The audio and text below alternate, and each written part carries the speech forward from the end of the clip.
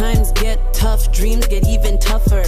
We lose our vision to move forward. We must muster up enough courage to step blindly in the dark, enough to confidently walk at night through Montreal nor Park. And in life, no one waits for you. We take it day by day. Don't go begging for rent to succeed by paving your own damn way. That way, when you finally make it, no one can take that shit away. Don't be surprised. Fake ones only show up on your glory day. They say no sleep for the rich. While you're dreaming, I'm getting rich. They make it seem like big dreams are a glitch, but a dream to manifest my shit. They say no sleep for the rich. While you're dreaming, I'm getting rich. Hello, fellow love warriors, and welcome back to another episode of Bursting with Energy, where we talk about how to increase energy in all areas of your life.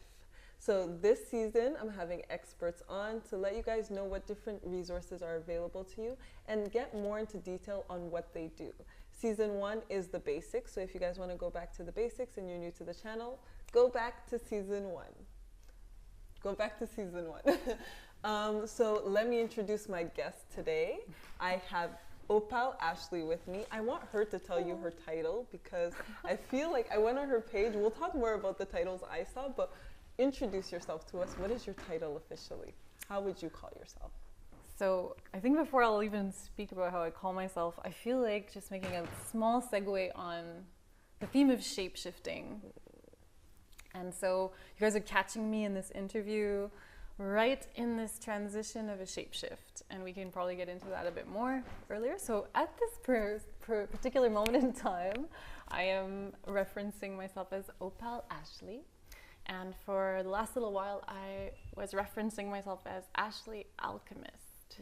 And so right now we're like just in between the two, but Opal for today. All right, so tell us about your journey and how you got to where you are today. So today the theme is creativity, guys. So she's going to tell us about, you know, her opal, but also the alchemy and how she expresses herself and who she is in all different types of art. Tell us how you got here today. All right, so I am a creative channeler. I'm a creative alchemist. You can also use that word. I'm an expressive arts therapist. I'm a musician and like multidisciplinary artist. So as you can hear, there's a lot of creativity in what I'm speaking about, but my relationship to the arts wasn't always an easy one. And I went through all these trials and tribulations that really allowed me to fully honor like the incredibly expansive capacity of art to just free us on so many dimensions. It really, like the journey that I went on really allowed me to understand art as a universal language, like amongst all people across all time. And really, it started by just growing up having this natural gift to speak kind of art as one language. So for some reason as a child, I could already like paint, draw, sing, dance, sculpt, like with ease for some reason. Which is really interesting. Like, you know, sometimes we come in with certain cards. Yes. For some reason.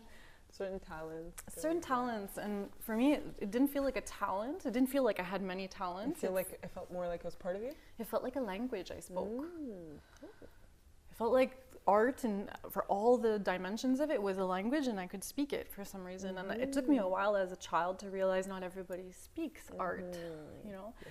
And already as a child, like if you'd put a paper in front of me, like I would almost like see an image inside of myself, and then I would try to make it appear on the paper. So you're translating what you're seeing. Something that I was capturing. Yeah. It could be sensations, and a lot of times I could hear music. Like if I was walking in the forest as a child, or just going anywhere. If somebody was telling me a story, if my parents were telling us something, it's almost like I wouldn't hear the words. I could hear like the sound? A soundtrack or a soundscape. So I kind of was understanding more what people were saying and thinking, based on this other form of perceiving, not the words, but the sound. but like almost like everything had a soundtrack, or everything had a feeling, or everything else had a color, or like it was more like that growing up. I have a question based on that. This is like more curiosity, but did you ever see like dark, like let's say someone would say it was more a dark ambiance. Did you ever see dark colors or dark sounds? Well, it wouldn't necessarily be like they were surrounded by dark colors, and I have to specify that it's not like I would literally see colors, or it's not like but I would perceive something that later I understood was frequency fields. Okay, but as a child I didn't know. So if somebody was in like a bad mood, bad mood, energy. You know what? It felt like they were heavy. Okay. Like it felt like a heaviness, and then the sounds would be like that I would pick up on were like faster, like a heartbeat, right? Like not so much that it was fast, but it was not harmonious. Like they were like in conflict. Okay. Like the sounds were like noise. Okay. It felt like it was heavier noise.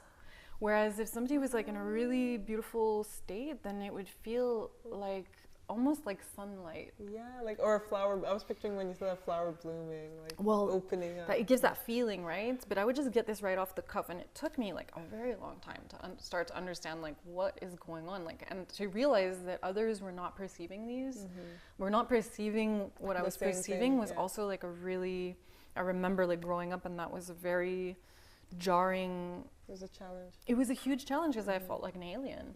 So naturally my parents were like, oh, let's put her in dance class, let's put her in music class, let's put her in because they realized, okay, she's good at this, so they wanted they were like, she's gifted, she's talented in art, she's talented. Any parent would have sharpened that, right? So. Absolutely, and they had the best of intentions, and I love my parents, and we're very close, like still till this day, but at the time, naturally, you know, my mom's Asian, my dad is a was like in the Korean War, so we're talking like military dad, Asian mom, Canadian father, Filipino mama. So you can't have much of a stricter upbringing than that. And like my mom, who was like coming from this like total poverty and wanting to like really assimilate into the Western ways, and wanted us to be very like acceptable and all the things. So, you know, if I wanted to take an art class, let's say I wanted to take electric guitar, well then I do classical guitar, or like, but even before that, like singing, you know, like opera singing and classical singing, and naturally, because I could hear all of this beauty inside of myself, and feel the drawings before they even appeared on the paper, let's say, or the painting, as soon as I got my hands on art, I just would like, that's what I wanted to find, like figure out, how do I make this image inside of myself like appear on the paper, or how do I make the sounds that I'm hearing, how do they appear on the piano, you know? So I'd take the classes, and I didn't want to learn the typical theory. I didn't want to learn the piece that was on the paper, because there was a piece that was playing on repeat inside of me. So I'd go home, and then I'd see like the paper, and I'd try to, and then immediately I would just get pulled into like trying to find the melody. So naturally, you know, my parents like, and I couldn't explain like to my parents like how I was feeling at the time, so they just thought I was rebellious, that I wasn't taking the time to learn the pieces and all that. Yeah, they probably thought you're distracted. She's, you know, she's not doing it the way she's supposed to be doing it. And interestingly enough, when I was trying to channel what was playing inside of me, at the time when I was young, I was fascinated by death and these ideas of being temporary. Like my father is was like a lot older than the other fathers. Like he was in his 60s when he had us, so when I was growing up. So there was a lot of comments on my dad being old, and like, your dad's gonna die, and da-da-da. So I had this oh my gosh, kids sometimes. Oh, well.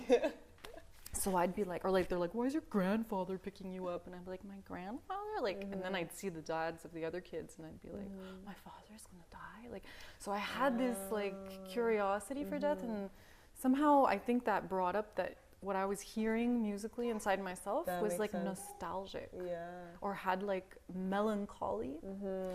And the same thing with the drawings, like there was a certain darkness to the drawings that I draw, or like, for example, I had a lot of nightmares, so I would draw these like incredible monsters, but those monsters would watch over me when I was sleeping. They would go up against the monsters I'd see in my dreams, but my parents only saw the monster, that I was drawing really like disturbing things, and that I was playing piano or playing music or singing in sad or melancholic ways. So I had these comments come up like, until you do something happy, you're not gonna paint, you're not gonna draw, you're not gonna. So it was really interesting. Oops, I'm sorry, I keep touching my mouth. It was really interesting because as a child, I felt like there was something really wrong with my gifts. That somehow I wasn't supposed to be. Like, where are your gifts coming from? You're like, what am I actually expressing? And it didn't feel to me like there was anything wrong with it, but every time I would just let myself go in that, I would get punished. Like, it was like, and especially intense. As kids, we have the sense of wanting to belong, right, to society and wanting stuff. To belong, you want to please your parents, like all that. So yeah, I think it created quite a bit of trauma in my being about what I understand now as creative channeling. So I spent like years and years and years of my life finding other contexts to be creative, but someone else was asking me to be creative. So now I couldn't be blamed for. Oh, okay. So like lo and behold. So you kind of stomped your gifts and started being creative for other people, is that it? Yes. Okay. So this is where it's interesting because all of us to some degree or another, whether it's in the arts or any other field, like a lot of us, maybe not all of us, but a lot of us. We feel stomped in what we're truly feeling is our authentic self. And then we trade it off. Exactly. And if we're doing it because someone asked us to, then it's okay, you know? Yeah. Because you feel like you belong. And you get a sense of belonging. Right. Now you're being validated. Exactly. You get to use your skills, whatever they may be, but it's not you.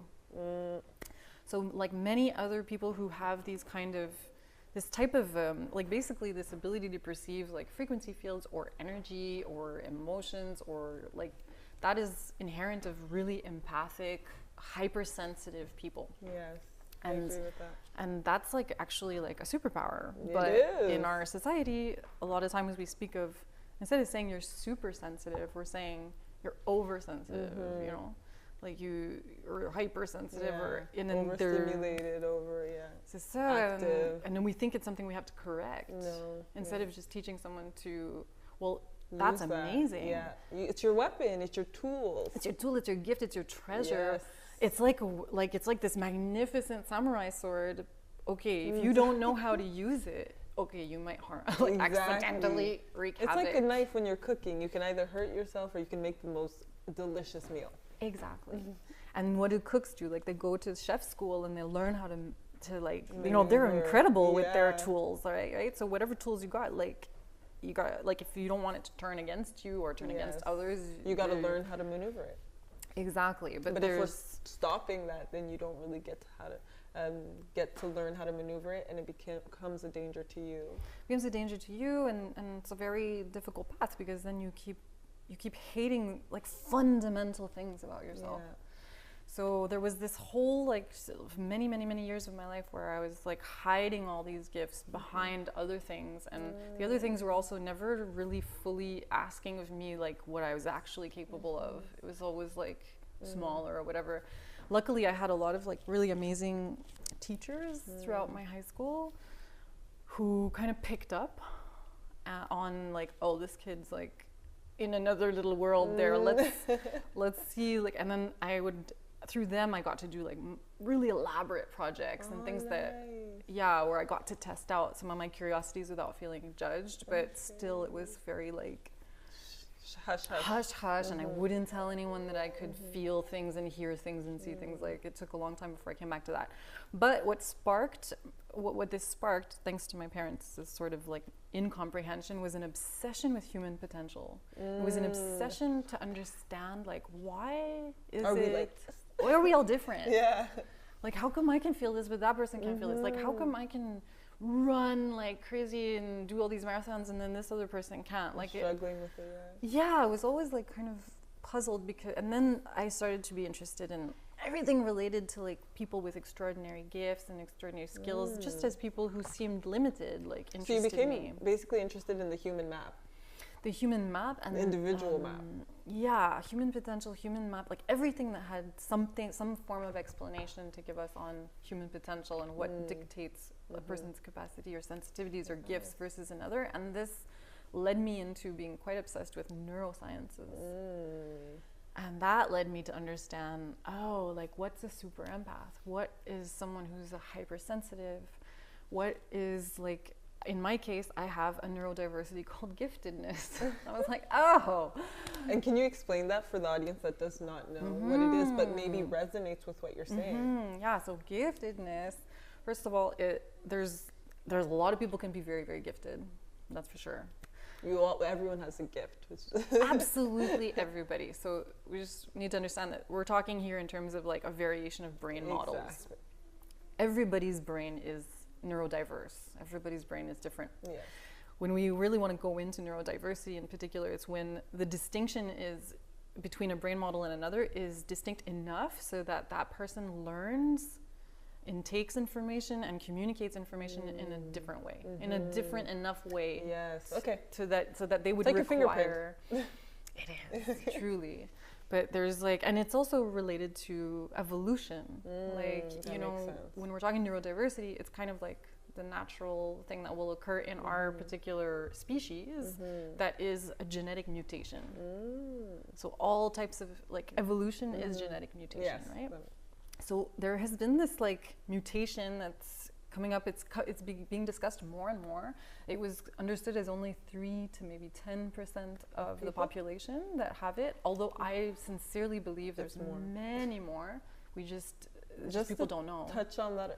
There was actually a study that said when they did a study on kids, 92% of kids were seen as geniuses in their, as their self. And then as they went into high school, it went down to I think 50. And then by the time they went into adulthood, it was 2%. So that could be why they thought that it was 2 to 10%, depending on the age range that they did the study on. And it depends when. Because another interesting thing about evolution, which is like, I also studied ecology and permaculture and like everything has to do with nature, because this is part of the gifted mind, is that it's like this mind that like is obsessively learning things, like can learn a multitude of very different things all at once. And like just, it's like an extremely curious mind, and it can handle like a lot of information. And usually like what really distinguishes like giftedness from other types of neurodiversity, because it's like on the side of spectrum of like autism and Asperger's, who also have like very specific gifts, but they'll have certain other areas that are of the brain that are less developed. Okay. That makes sense. Yeah, so like with Asperger's and autism, they'll have hyper developed skills in some areas, and then usually the rest socially it's like kind of all the energy went into those certain skills. zones. They'll have very specialized interests. The gifted mind is interesting because basically your neural pathways in the brain like kind of set growing around the age of 7 years old, but in the individuals with giftedness, for some reason it keeps growing until about 14. Oh, that is interesting, because the age of 7 is actually when you get out of hypnosis mode, right, for kids. So does that play a role are you still in that mode until 14? I believe that it prolongs it. Wow. It prolongs that sort of neuroplastic, like ultra neuroplasticity. So the people with giftedness will have an extra row of dendrites to the brain, and there's more connections between the two hemispheres. I'm getting chills. And I hope some people like this is going to maybe spark them to look into it.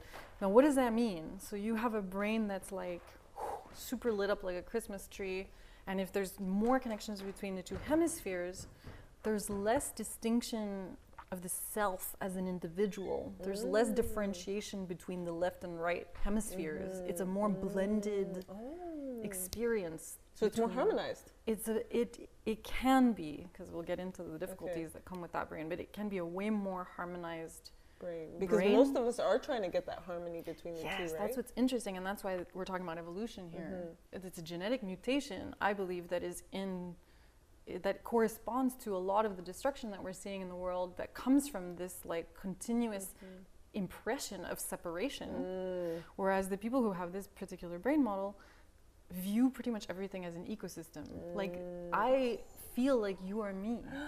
That is very cool. It's very beautiful. When like babies feel, literally. Yes, I think a lot of us like already innately have that, like maybe not the full like brain diversity, but coming in, there's already that sense of everyone is sort of you, because the baby comes in and they don't understand that you, the mama, let's say, is not them. Yeah. So it's like, it's a shock, it's a trauma to differentiate, you know? So the gifted mind like thinks as an ecosystem, like will naturally feel others as themselves, will feel trees as themselves, will feel the environment as themselves. And then oftentimes when we get older and we go into the system, the schooling system, the society, it's like we're kind of forced to consider that we're separate. And that can create a tremendous amount of suffering in people like this, because it's extremely, like it doesn't feel right. No. It just Okay, that makes sense. and then we live in a left brain dominant world up until now, like everything's shifting. Yeah. But our entire societies and all our systems are left brain constructs.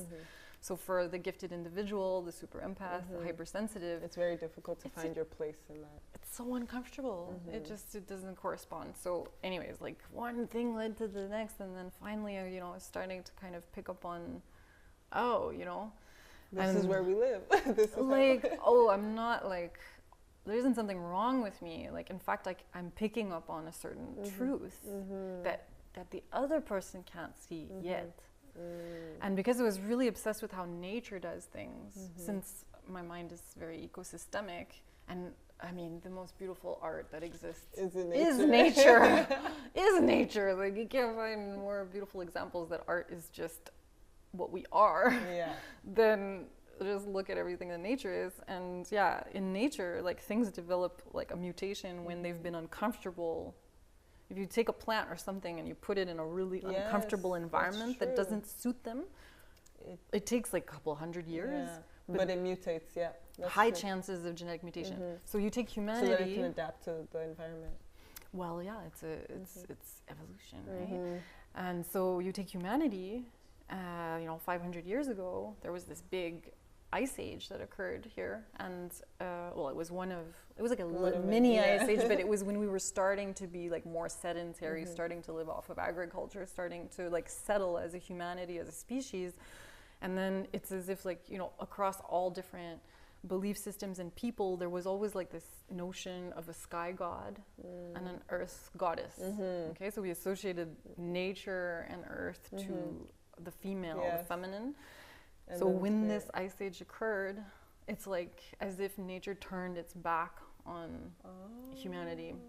And so there was this big rift that was created where suddenly our nurturing Mother Earth like became a danger. Cold, Became a danger, and that's what was the beginning of the Age of Enlightenment. The scientific method, and it was mostly fueled by this fear of nature and a desire to dominate and control. Nature. Wow. So here we are, fast forward like about 500 years later, taking ourselves out of nature because we can't trust nature. So we can't trust our intuition. So we can't trust. We can't trust those voices inside of us. We can't trust the visions. We can't trust all the things that we used to use as our navigation before. And then what is like, you know, when we're talking about pesticides, when we're talking about like poisoning our waters, poisoning our air, what is that? That's canceling out the feminine. The feminine is the caregiving, nurturing, side of you. energetic element of existence, you know. So now we've hit this like really uncomfortable 500-year mark. So it's natural that we're starting to see like waves of neurodiverse, like of like different brain models emerging, genetic mutations occurring, and now we're seeing the rise of the hypersensitive empaths, because it's like absolutely necessary for our survival to come out of this age of differentiation. So where does this all come? How does this all tie back to the arts? You know, well, the arts is what we are. Like, you know, the arts, if you look in nature again, like everything is beauty. There's a profound medicine of being able to return to oneself that comes from like a certain beauty. It's like harmonics is an auditory beauty, you know, fractal patterns in nature is a visual type of beauty. Like beauty really brings us into a sense of sacred. You know, when there's a loss of beauty, when we see war zones and things like that, what do we feel? Like we feel it's sacrilegious. like something sacred is being defiled. Yes, right? So there's something about beauty, and there's something about the process of understanding what actual beauty is, not this like, you know, capitalistic idea of beauty, which is about making us feel like there's something incomplete about us, and you have to hoard things to feel better or modify ourselves to look a certain way or whatever that might be, but rather to come back to like what is beauty? You know, what really is beauty? And to me, it's like it's harmonics, which stems from sound, which stems from creating beautiful vibrations, and no matter which way, like, you become this beautiful vibration. So I started to understand what I was picking up off of people was the frequency, was how harmonic were they, or how out of harmony they were. Yeah. So I started to become very interested in how can I use the arts to harmonize myself, first of all, and others. Start with yourself. Always. There's no other place to start, you know, like, and I mean, others. Oh, I love it. I feel like we got to peek into not only your mind, but how everything came together for you to be today. Yeah, definitely. It was beautiful. This obsession of feeling really like different and being like, but why? What's happening? Yeah, and I think that's what happens for a lot of people. They're like, why? Why is it happening like this? Why is we going through this? Why is everyone so isolated and separated and uncomfortable and seeking community, seeking togetherness, seeking themselves, their purpose, their this, it's all like in the echo of this sort of discomfort. And I feel like your self-reflection, and which is for almost everybody, self-reflection brings you closer to that answer until you're like, this is it, this is my mission, this is who I really am. And this is why I went through that, because I felt this disconnect. And that's where I also find that discomfort is actually our best friend. It's an ally, you know, like we're so often taught to avoid feeling uncomfortable, or like as soon as something's uncomfortable, let's get out of there. Or as soon as that feels fearful, let's get out of there. No, like when you think of it in evolutionary terms, you need that so that you can evolve. And our brains are designed, they're designed to be in danger. They're designed to like, you know, for those leaps of faith moments. And like I've done a whole bunch. I do some extreme sports. Like it's very different when you intentionally choose to go into that. The rite of passage that's going to bring you into the next evolution of yourself, you know, like. Wow. Yeah. Wow. Let us know in the comments what you guys think about that. I feel like tip number 1 is getting to some self-reflection, thinking about your discomfort and what it's truly leading to you to. Tip number 2 is discomfort can be a teacher. Oh, discomfort leads to evolution. Yes. So like, welcome it. Yes. Just welcome it, whatever it is, whatever's showing up. That was a great answer. It's a very long, beautiful answer. I told you it was arborescent. Loved it. I hope you guys really went with the flow of that. Like if you need to re-listen to it, re-listen to it, because that was an amazing answer. All right. So maybe this was in the answer, but we'll zoom into something. Yeah, exactly. What does sound represent for you? What does art represent for you? I've heard your sound therapy, so I want you to answer also sound, but then answer also paint. You also have a clothing line, so answer what does art represent for you? But first, what does sound represent for you? Yeah, so sound to me is literally like the fabric of all life, of the reality that we are currently in. You know, like finally quantum physics is catching up with being able to define that everything is vibration, everything is frequency. So if everything is vibration and everything is frequency, and we have vocal cords embedded in our biology, like excuse me, we have a tool right here to directly converse with the fabric of reality. Yes. I love that. So to me, like, sound is all of creation. Nice. Therefore, whoever you are out there, whatever your relationship to sound is, whether you think you're a musician, whether you think you like music or not, be curious about listening to frequencies. On YouTube, you can find a ton. Yep, there's so many frequency meditation. Type in solfeggios and just spend some time playing that in the background of your life. Like, it I is agree. fundamental to actually sort of opening up other skill sets that like open your understanding of like sort of this fabric of reality that I'm talking about. And it's not really something that the mind is equipped to understand. The mind is really meant to keep us safe. It has very specific that's functions. And the mind is an amazing tool, but it doesn't have all that's needed to grasp the totality of what this experience is, you know? And that's where also your willpower comes in, and like your desires come in to kind of, because you can rewrite your brain, right? So if your brain is there to keep you safe, but you can also rewrite that, oh, we're safe, we're okay, let's try this. And that's where sound, I think, is such an ally. And also like being in union, like developing this union relationship with the mind. Because truly, like, we're coming out of an age where the mind was put on a pedestal and meant to to be the master decision maker. But then why do we have like the biggest ever seen rise in mental illness in humanity? Yeah, it's not crazy. Supposed to be leading. No. It's because it is like the mind is in the body, the body is in the energy body, the energy body, the auric body.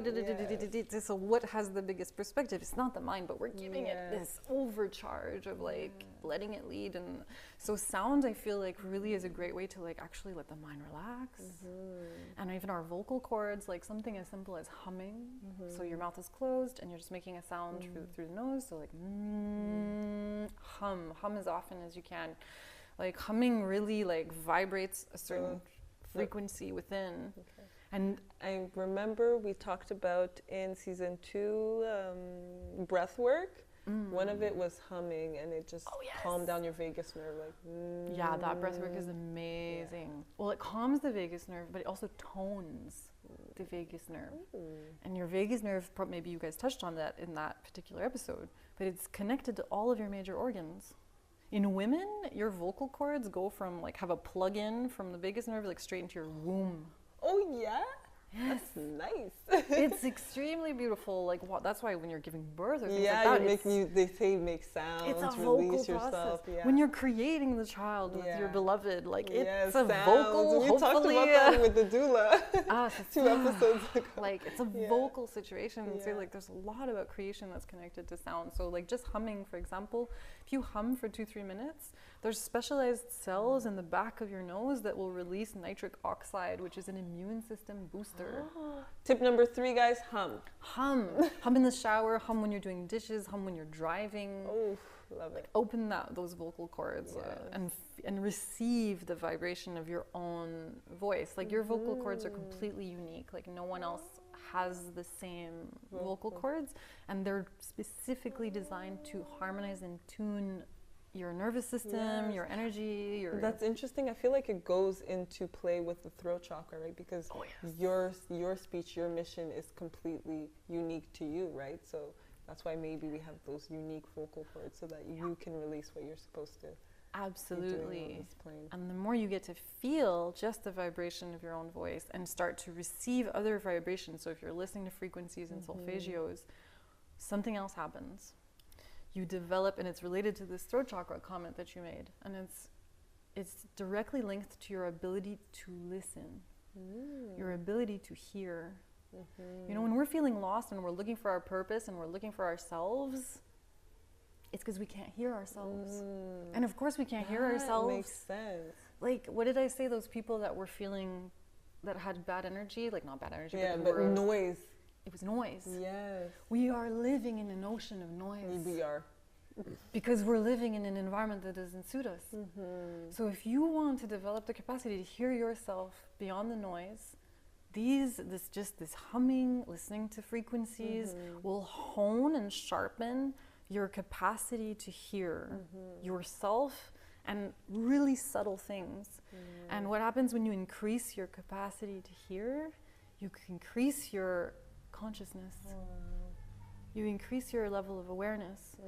Because let's say you become accustomed to humming and you're listening to a solfeggio, okay? You're gonna feel a certain way. Your whole body is gonna feel a certain way. And then it becomes so much easier to recognize when you go into a situation, when you meet a new person, when you're about to say yes to a project, If all of a sudden your energy field becomes noisy, then it takes the drama out of the guesswork, like out of decision making. Let's say it's not that this person is whatever or that situation is whatever. No, it's just not a frequency match to you. Oh, I love that. Yeah, so sound to me is really like a gateway to understanding reality in its truth, not in our mental conception of it, but in its truth. Experiencing like what reality actually is made of.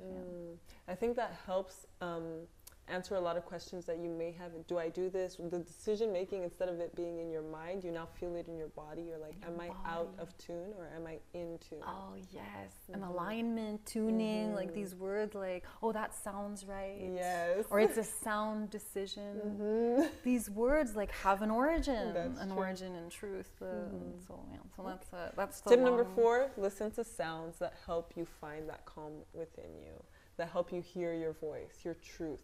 And observe like how your body feels when you're humming to yourself and you're listening to those sounds. Like become familiar with that feeling. And then it'll be even more obvious when you're in it and when you're not. Maybe that's why I sing when I talk. Everyone's always like, why do you sing when you talk? Why like, not? I don't know. The real question is why not? Now I know, now I have a reason. There you because go. it harmonizes me. Yes. Okay, so do you want to tie into that? Painting. Okay, so when I kind of started to catch on to all this, then it became really important to me to honor that the sounds that I was hearing, and it's taken me like, 15 years of being like sort of a mad scientist of music. It takes time. It takes time, guys. It takes time. The process is part of the experience. And time's always going to keep on going. So just follow your bliss. Like I love, that's going to be another tip. Just like follow your bliss. Follow your bliss. Just even if it makes no sense, it's okay. Even if your mind's like, what, why? You could just be like, you'll see. It's all going to make sense later. So I followed my bliss, and in secret, as like a closet musician, I experimented and I was trying to figure out how to land what I was able to hear. But I know that people, because of the neurodiversity thing, like people are receptive to many different things, not just sound. Some people are very visual. So it became really interesting for me to figure out like, how could I translate certain transmissions, like sounds, into visual form?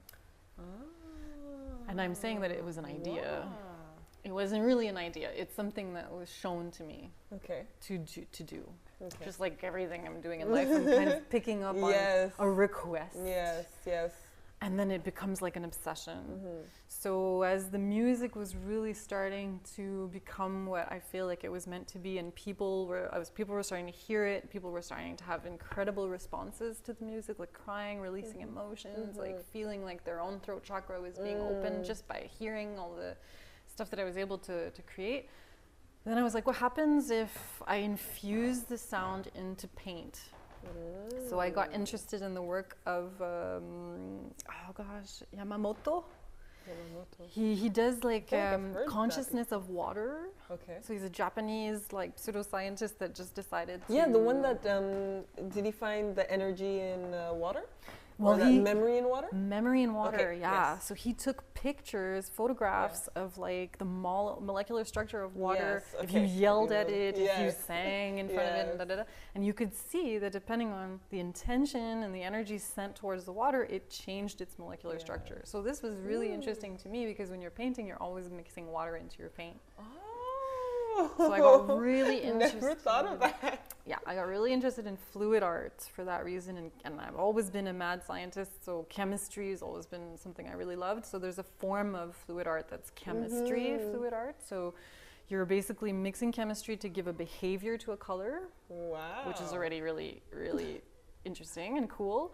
And then when I would be creating like the color palette and mixing all the paints, I would blast a very specific meditation into the paint. Wow. Oh, there's kids in another room, everyone, so bear with us. And so then you can figure out how do you order the paint and how do you spill it. Okay. Knowing that like behaviors in paint is like it could make clouds. This paint could float on top of certain colors. This one's going to sink at the bottom of other colors. So then you kind of define in what layering, and then you just spill it, and then it becomes this visual representation of a whole bunch of things, right? Of a lot of intention. Have you ever done workshops on that? Not yet. No, you definitely should. I would totally be interested. I think that's gonna come at a later time. It's just because it's quite even if it comes, you know, it's quite an expensive way of making music. Making music. You art. See, to me, it's making a painting. A painting, because it takes a lot of paint, and the chemistry is very specific, and like the sound stuff is quite the easier part, let's say. But yes, I think somewhere down the line I might do some very specialized work with certain artists to like bloom that practice. Yeah. So there's a lot of paintings in the space, and so the artwork comes from sound. And then I just decided to, like, whenever I'm experiencing something really profound, then I want to make art in that moment. So I went to live with some monks in Thailand. Yes, she did. She went to live with monks. I went to How live was that? Well, that too, when we're talking about leaps of faith and toning your vagus nerve to take... These are things I thought about, but I'm like, I don't know if I'd be... But how was it? Well, I think like meditation, like when you start to work a lot with frequency, it's like you got to get to a point of like calm to really start like honing in on that inner listening. So I think I started meditating like very young without realizing. So meditation's been a huge part of my life, and in fact all the art forms that I teach and offer and share are forms of meditation and forms of hypnosis. So the concept of, you know, going to live with monks was really appealing to me, because to me they're like rock stars. They're the rock stars of like of the inner listening rock stars. Like, you know, like wow, you know, and when you start to meditate a lot also, you get all this, when I was saying your consciousness expands and stuff like that, like, I mean, I can't even imagine what their consciousness is like, you know. But what led me to the monks was really interesting, because it wasn't intentional. Like I had started to open up this wellness center here for expressive arts. I started offering expressive arts therapy one-on-one. Everything was going well, and then I kept getting like visions and the feeling that I had to travel. I was like, what? Why? Everything's going well. And as I leaned into that impression, there was such a stillness within it that it, like, when I feel that, you know, it's like a compass pointing there. So even if nothing about it makes sense, like I didn't even have enough money to come back.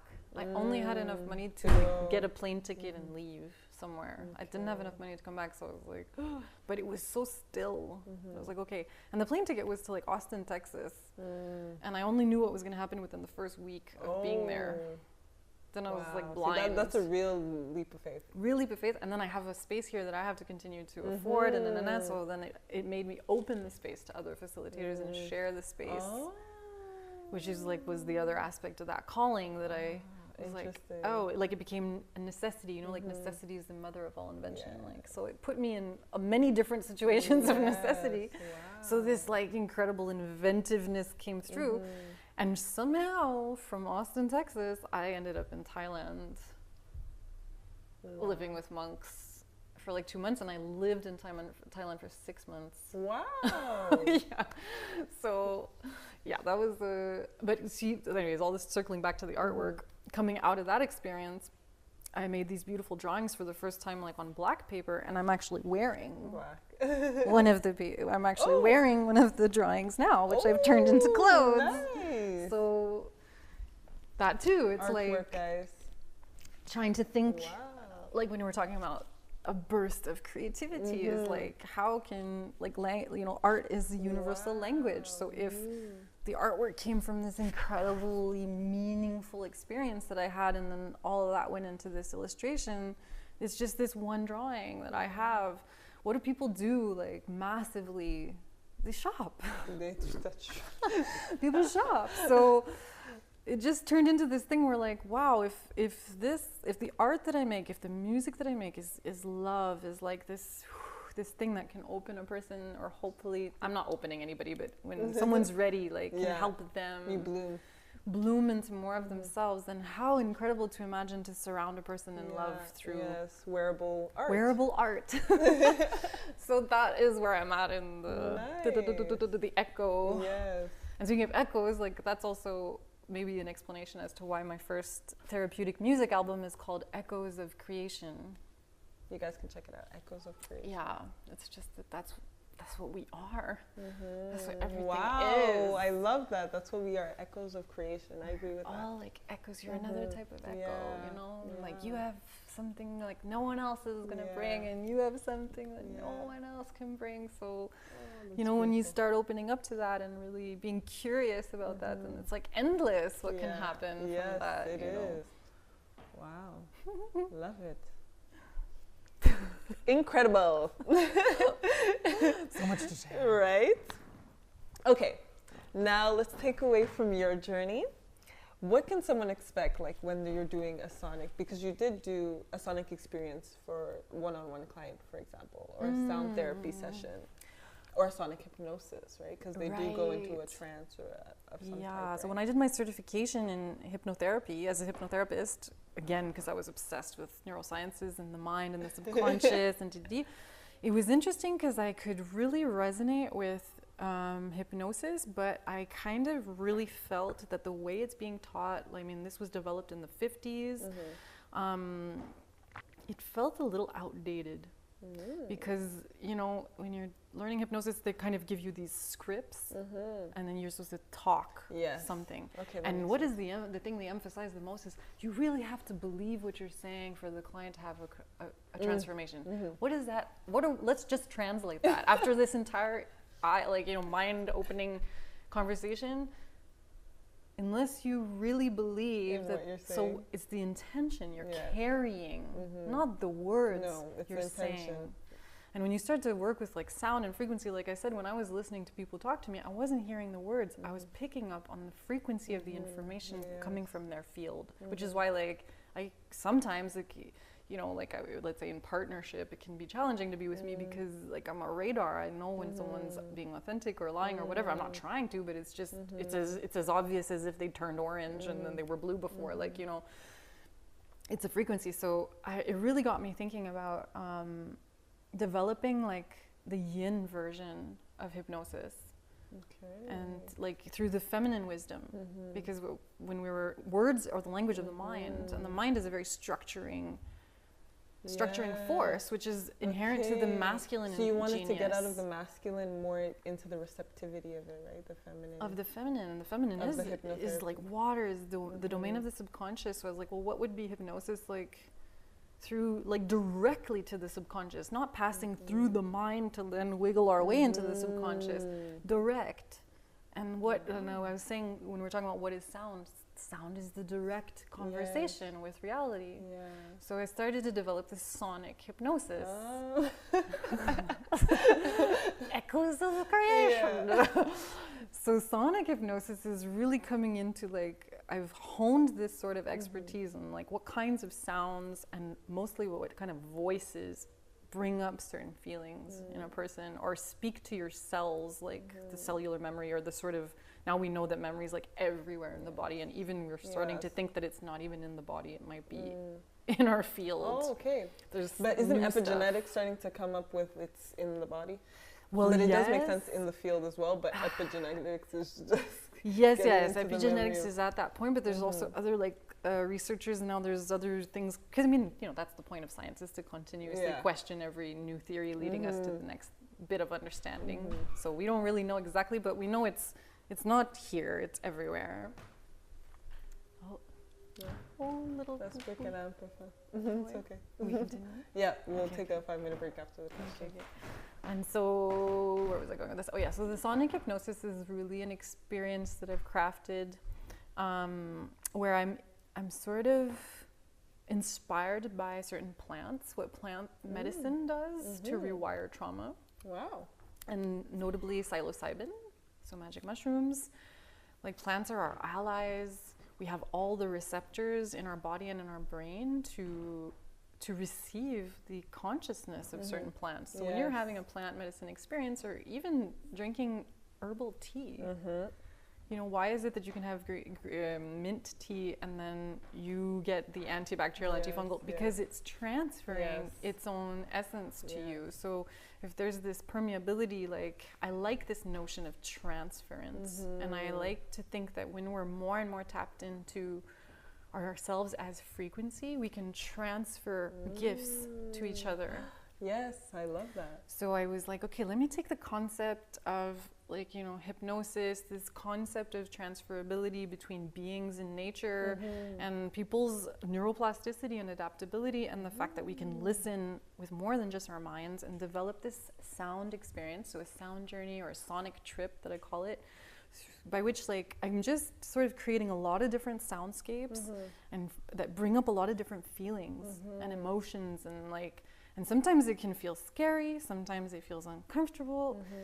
But what psilocybin does is like it'll bring you into something very intense that's somewhere in your body or somewhere in the memory field, the holographic memory of you, of what you are, because this is where I'm going. I think we're understanding that memory is holographic, but and it's going to go wherever like there's a pocket of memory that's ready to be released.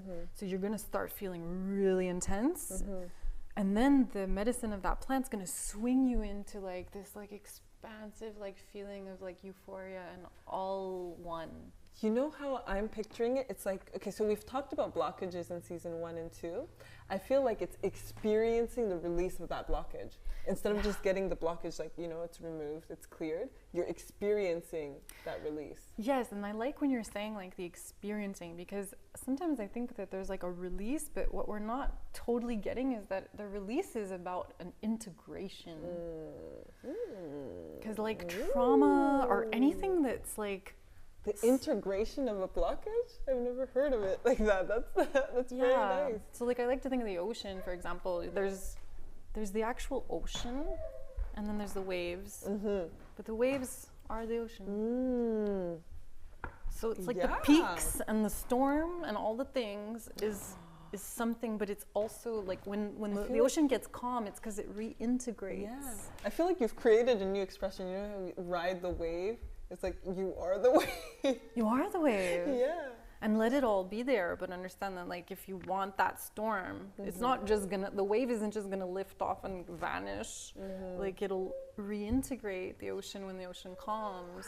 So it's an opportunity to like make waves on purpose, see what waves are ready to come up, and just be that wave. And ride it out. Yeah, you can still ride it out until its completion, until it fully integrates in your being. Ride it until its completion. Love it. So the sound stuff that I've been developing is really just, well, at first it was this opportunity to do that, like go into those difficult bits and like be held in such a frequency of love while it's happening, where you feel safe, your body knows it's safe, so you go into those places and then feel this like oneness, feel this expansive self, like that it's all just a story. And now where the second album is shifting towards a new series of experiences that I'm developing or going towards is really tapping into joy and playfulness and like movement, like as medicine too, you know? So, because one's very shamanic and the other's more alchemical. Okay. So like in the archetypes, like the shaman is somebody that's gonna like kind of go into the shadows, like bring you to like face the shadow, be with the shadow. Whereas the alchemist takes pain and turns it into art, turns it into gold, turns it into beauty. But they're the same archetype. They just work in different frequencies, different areas, different frequency ranges, you know. So now like the sonic hypnosis journeys are evolving, and I'm going to be collaborating with some new people, and they're going to also bring us into like movement, like they're going to be more like dance and all that. So all right, love it. Okay, I think I have one more question, and then we're going to take a 5-minute break, then go into story time, and then we're going to end with Ashley giving us a little taste. Exactly. Okay. So I've seen your heart mission that you've told us about. I know you're doing different projects. You can go on her website, guys. We'll put it on and check out what she does.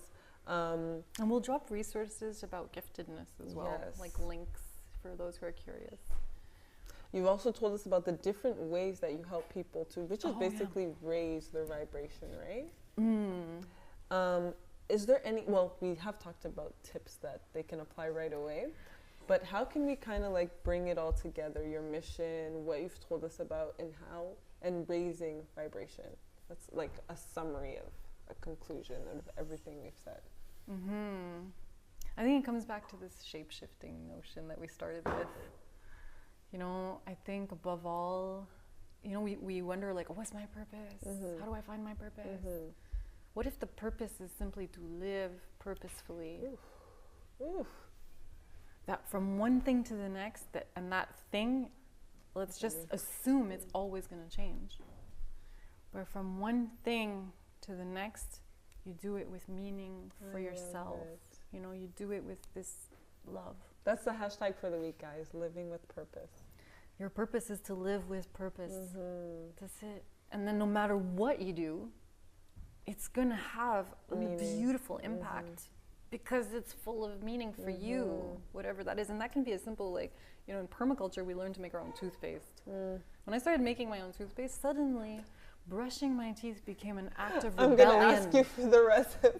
No, I've seen different recipes. I've actually tried that, but I want to hear your recipe. I'll share. It's actually easy to make. A lot of stuff is easy to make. But see, suddenly, like, just the simple act of brushing your teeth became something really meaningful. That's true. So how many aspects of your life can you just decide to do it in a way that's meaningful? If you have objects around you, keep the ones that bring you joy. Get rid of the rest. Like, whatever. Are you curious to try something and you've never done it, so you're like, oh, but that's just for artists, or oh, that's just for so and so? Try it. Just go try it.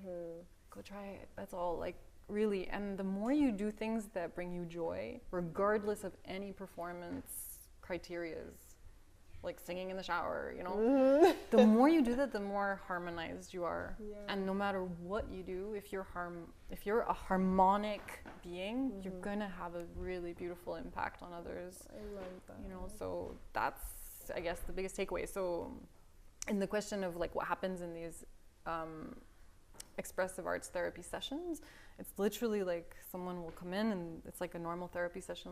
We'll explain what they're going through, and then depending on what they expressed, we'll go into one or another creative practice that just helps them like reconnect with themselves, or helps them dissolve a certain type of judgment that they might have. Which was, that's how you were expressing the bubble, and then they go into, when you were saying like, well, the blockage, and they go into the bubble, and then it's like kind of like a release.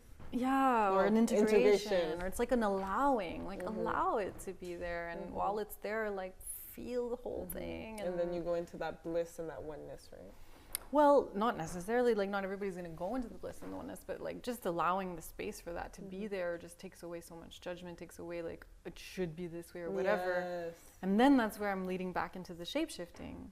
It's like, allow yourself to shapeshift, allow yourself to change. You don't have to be in a box.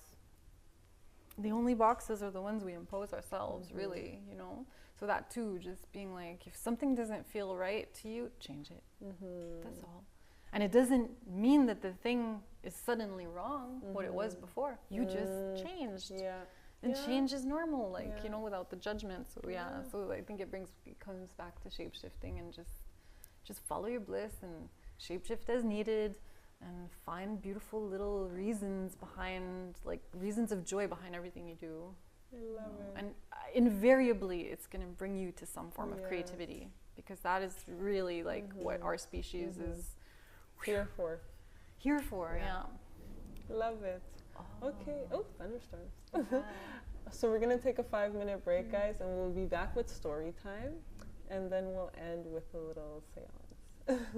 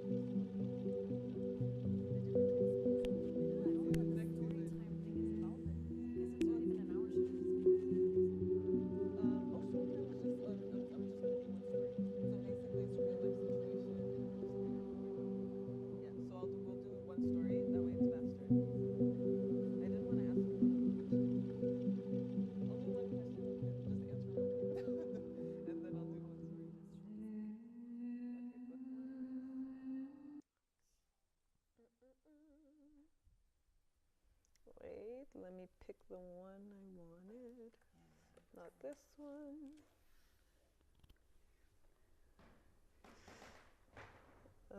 This one. Okay. Yeah, I'm gonna do this one.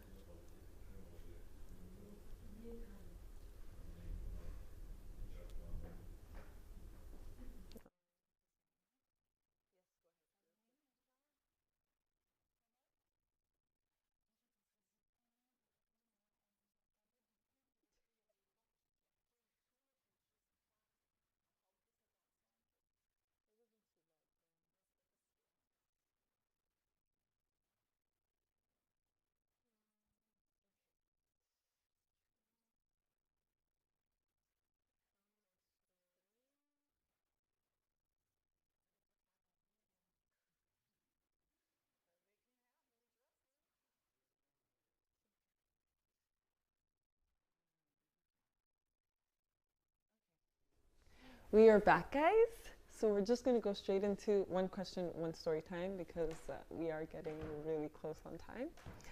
So I want to ask you, so this is actually, it's kind of a funny question, but I want you to answer it seriously, okay? So it's a funny question, but that we want some type of answer if you can figure it out an answer. Okay. So people had a really, they were kind of like, what the hell? So or their reactions. But for you, does it make sense? Does it resonate? And is there an answer that you have for it? Okay. Can cosmic sound therapy cure the coronavirus? Oh, the coronavirus. Well, I think and you said I had to answer something short. Oh my gosh. I think first of all, a really interesting question to ask ourselves is before we want to like cure something, right? Mm-hmm. And I understand that this virus has affected people in really disturbing ways. I'm not questioning that. But when something as massive as COVID comes along, I think an interesting thing to ask ourselves is, what's the function? What's the function that it served? Okay, yes, it was like super scary and really crazy, but I want to highlight something really important that I think no one ever thinks about when it comes to COVID and the experience that we all had. Mm-hmm. Up until COVID, never before has the entire planet been synced into a same story. Okay, everybody was in their own little country, living their own type of and all the wars and all the things, right? Yes. And then all of a sudden, here comes a threat that's not another person, although we have all these assumptions on who's behind it. Let's set that aside for a second, but there was some arch enemy that appeared on our planet that could potentially have wiped us all out. So for the first time, at least since I'm alive, everyone on Earth, to some degree, was like synced up. Our consciousness. That's true. Our planetary consciousness as a species was synced. That's true. And it has not gone away. That sync is still happening. You know, like there's themes that come up now that like we see them coming up in the news in other countries. And now all of a sudden there's some kind of a reunion between the consciousness of our species. So before we want to be so quick to cure something, within every challenge and trial and shadow and heartache and pain and suffering, there's a gift.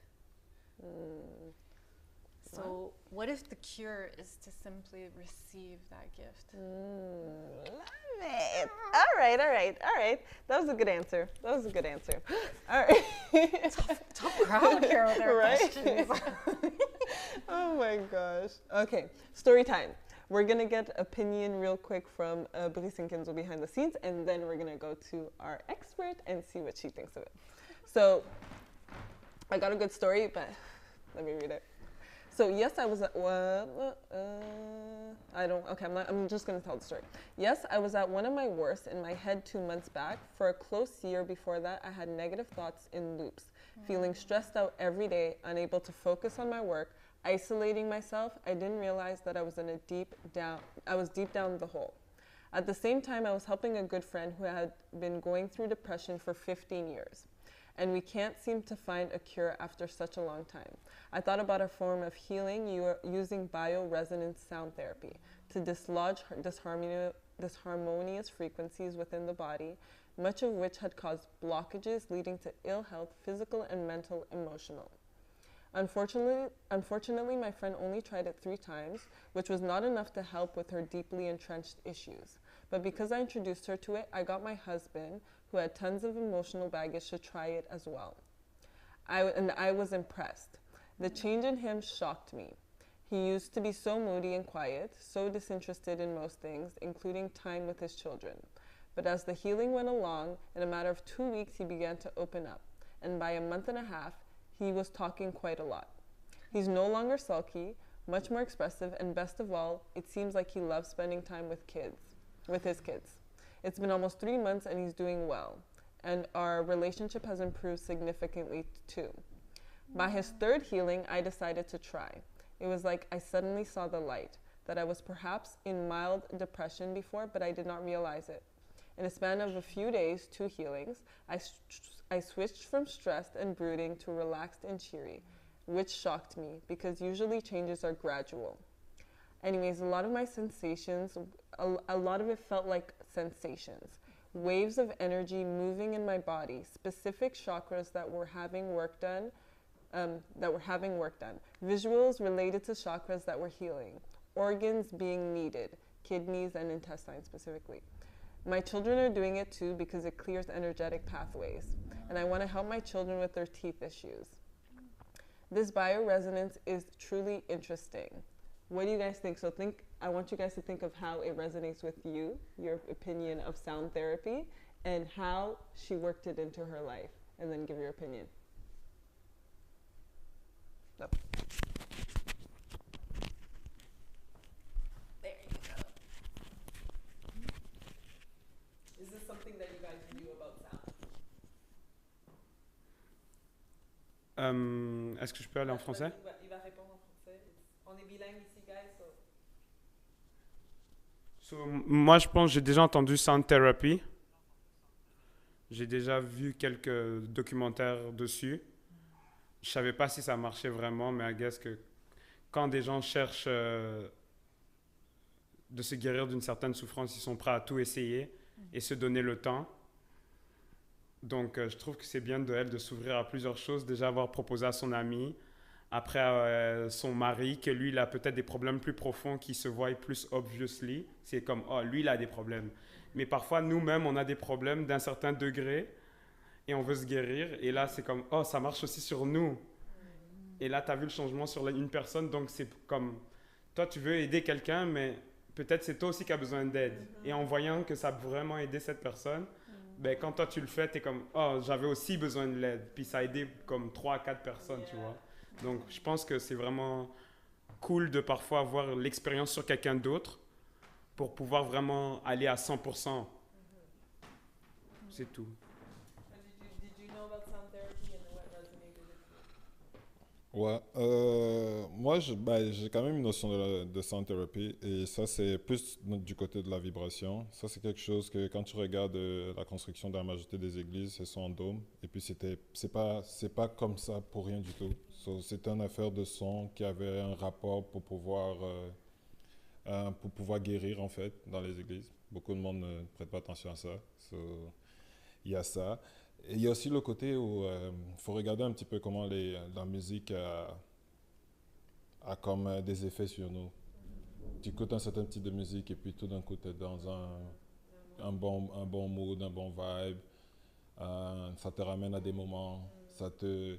Si la musique mondaine est capable d'avoir ça comme effet sur toi, et on est capable de venir te donner des vibrations qui sont assez spécifiques sur toi. Est-ce que tu penses que...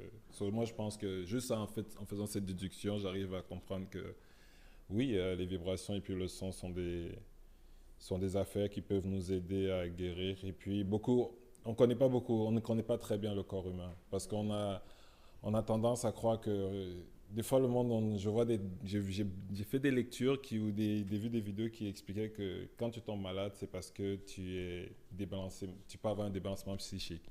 Maintenant, les conséquences, nous, on voit juste le résultat. On voit les microbes, on voit les affaires, mais des fois, c'est juste C'est juste toi qui es désaligné quelque part et puis que le son pourrait régler ça très vite, tu vois. So, ouais, c'est ça. Et le fait de l'essayer, je pense que c'est quand même important. Il ne faut pas qu'on soit quand même fermé dans toutes sortes de croyances. Je pense que avant que certaines choses qu'on dîme nécessaires et puis incontournables soient établies, on utilisait d'autres choses pour pouvoir nous guérir. So, faut être ouvert. Et beaucoup de choses qu'on croit qu'on découvre maintenant sont des anciennes. Plutôt en fait des trucs que le monde a toujours fait et qui ont existé avant. Et qui se retrouvent dans plusieurs cultures étonnamment, qui ne sont pas proches l'une de l'autre. Ça veut dire que c'est quand même un savoir qui est supposé un savoir universel. So, ouais, c'est ça ce que je pense de... Let us know what you guys know about sound therapy yourself and how you resonated to the story. For me, I actually did a sound therapy session before, and I've also heard you do a seance. So I feel like it just uplifts and brings you into just feeling. After my sound therapy session, I actually felt taller. I said that in last season, so I felt like, wow. So I do resonate with that as well. Now, give us your opinion. Everything that stuck out for you in that story. Yeah. Well, I wanted to highlight, first of all, for that first individual that had like very long-term depression that was resistant to, maybe not, like they only did it 3 times. We don't really know why. Sometimes also we have to, well, we don't have to, but it's interesting to contemplate the value in being in a lull. And even if what we really would wish for someone else, like be that they're in this optimized like version of themselves, like sometimes a person just needs to go into a certain space. And oftentimes like when we're going through like a depression, like I feel like a depression is like the result of a lack of imagination. I agree with that. A lack of creativity. And when we look at even what's happening in the brain, it's really like things are not firing the way they're as dynamically, as creatively as they could. So do you think they should have tried something else prior to the? No, I think sound is definitely like one of the fastest way, or there's plant medicine that can help the brain kind of like those receptors that have kind of light up, kind of figé. It can help reanimate the receptors. So maybe a combination of plant medicine and sound can be helpful, but also just understanding that like the darkness is an incubation field. And it's possible that a person in this entire lifetime, which is no time at all, is going to incubate. I have never heard that, but that is actually truly beautiful, because it's like, you know, when you're in hibernation mode, that's literally so, and it might take this lifetime for that. And who knows what in let's say the next lifetime, if that's something you believe in, like maybe that person that spent this whole life like incubating, they will have gotten such crazy lessons that they're gonna come in like a light, you know, in the next one. So we don't know, you know, so like it's great to really have the best of intentions for one another, or to like be like, well, that person tried it and it didn't work on them. Maybe they're, you know, like a seed that's in the soil is in the dark.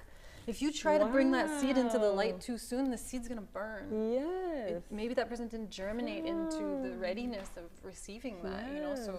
It also goes into nothing happens for no reason. Everything happens for a reason. There's a gift in it all, and the darkness is a gift too. So that's something I wanted to address about that person's journey, you know. It doesn't mean that it didn't work, it's just sometimes we're ripe. Yeah. And that's why like as healers or facilitators, like it's not what I'm doing that's gonna, it's because you're ready. It's because you're ripe. So what we can do is create the proper conditions, the sunlight, the soil, the water needed. If you're about to germinate, okay, let me create that loving environment and just the right frequencies, and I don't know, like if it hits in the right spots, you're gonna bloom. But that's you. It's because you've done a whole ton of things leading up to that moment that makes that possible. So it's just respecting that everything has its own timing, has its own pacing. It's as if to say that, you know, the incubation of a human baby takes 9 months. In certain insects, it can take like no time at all. Are we going to say that it's slow and that it's not going fast enough? No, like everything has its own rhythm, its own speed. So let's all just be really gentle and patient with ourselves and with each other on this journey. of expansion. Love it. Okay, thank you for that, Ashley. On that note, let us hear a little bit of your sound, and then we'll end there, guys. All right. How much time do I have in the soundscaping realm? Oh, yes. Oh, the wearable. Yeah, we kind of went into the wearable art. We intertwined that with question 2. But did you want to say something more before we go into that? Yeah, thank you. Just parenthesis, I'm launching the wearable art collection on June 21st. So if you're curious to, maybe experience like what could be clothes that actually support your harmonics, your vibration, like would you like to wear something that was so created with so much love and multiple layers of meaning, and just see how it makes you feel. And they're very loud and bold clothing. The prints are very so it kind of brings some a certain level of confidence, or if you've been wanting to express yourself, these garments can really help bring you, how the way we dress changes how we feel. So I'm really leveraging that with the artwork. So if you're curious, you can head over to the website. It's opaleocean.shop, and you can sign up for the mailing list. Because right now there's a countdown until June 21st. Okay. And then with the mailing list, there's email only special discounts for the community of people, and those discounts are going to become available on June 21st when it launches. And then you get to support me doing what I do. The goal is to maybe support some ocean conservation themes that I like, and also to continue to give sound journeys and expressive arts therapy, but to people who are facing the fear of death. I'd like to go to prisons, for example, do sound journeys in prisons, or go to do it for children, or go in places where there's a disaster. And you can read all this on her website. Yeah. She does go into detail about who she helps and where she gives her gifts. And the mission statement is going to be updated too, soon, with the whole Opal Ocean thing. They're shape-shifting. Yes. So, all right. Stay tuned. Shall I lie down? Yes. Get comfortable. All right. And you two at home, for those of you at home tuning in, if you have headphones and you're not yet wearing them, put in your headphones. It might be a really good idea to go grab them.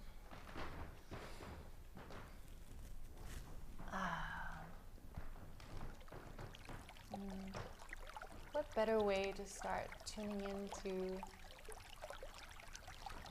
that beautiful subconscious space in water?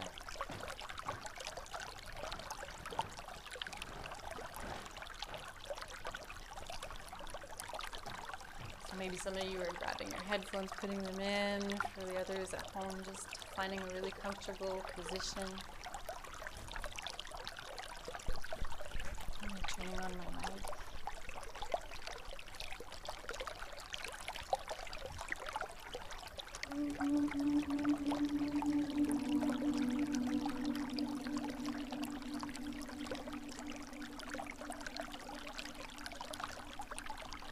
I'd love for you to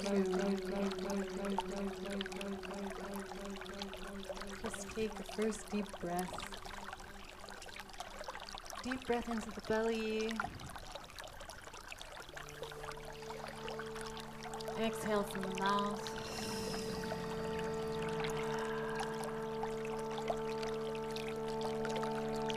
Inhale into the belly, chest.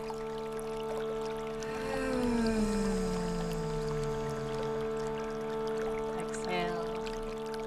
And do this 3 more times. Just really allowing yourself to inhale into how you're feeling, into all the information that was shared. And just exhale to relax into what today's transmission is meant to gift you. Because there's a reason why you're here today and why you're receiving this.